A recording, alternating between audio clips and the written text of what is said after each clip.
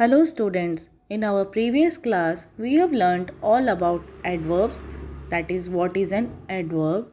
Today we are going to start with our next topic, that is types of adverbs, or you can say kinds of adverbs.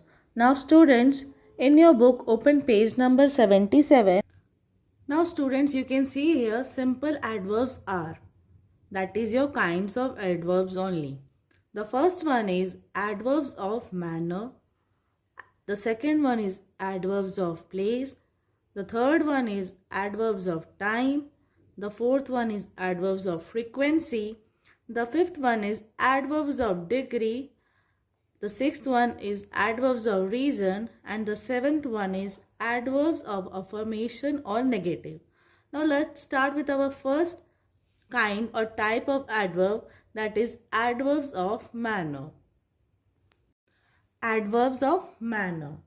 It tells us about how or in what manner the things are done. That means how things have been done or conducted. For example, you can see I have already written Govind reads clearly.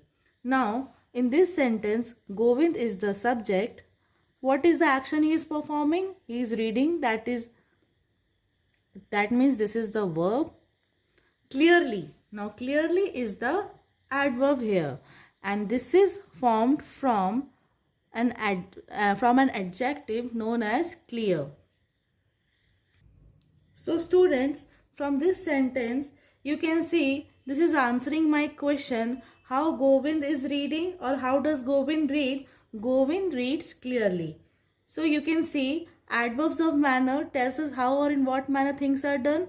So if I ask a question, how Govind reads, so what will be my answer?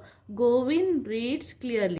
So students, you can see I have written two more examples here to make it more clear for you. The child slept soundly. Now in this sentence, the child, here child is the subject because we are talking about who sleep, about the child sleep. So child is the subject here. Slept soundly. The action performed by the child is slept because he is already slept or he is already sleeping. So what is this? This is a verb. Now soundly. Soundly is the adverb. Now again this sentence is answering my question, how did the child slept? The child slept soundly. Now come to our third example. The story is well written. Now in this sentence, story is the subject because we are talking about the story, is well written. So here the action is written. So this is the verb here. Well is the adverb here. So again this sentence is answering my question, how is the story written? So the story is well written. Now let's come to our next topic, that is adverbs of place.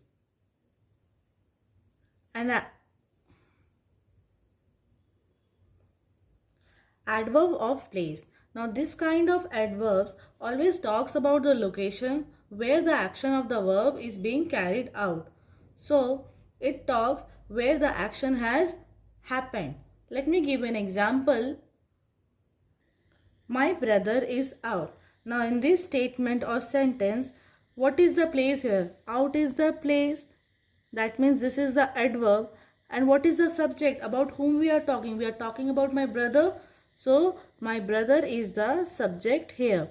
Now this sentence or statement is conveying my question, that is, where is your brother? My brother is out. Let me give you one more example of it. Walk backward. Now in this sentence or statement, I can see a verb here. The verb or the action done is the walk. So this is the verb, and backward is the adverb. So where is the subject here? So you will find no subject here. So we will add you to it. Now you must be asking me why I have added you here. I have added you here because it is very definite. You will not say yourself walk backward. You'll tell the second person to walk backward. Then you'll be saying you walk backward. Since this sentence is a commanding sentence, you can feel that someone is giving an order, you walk backward. So it is answering my question where to walk. So here you is the subject.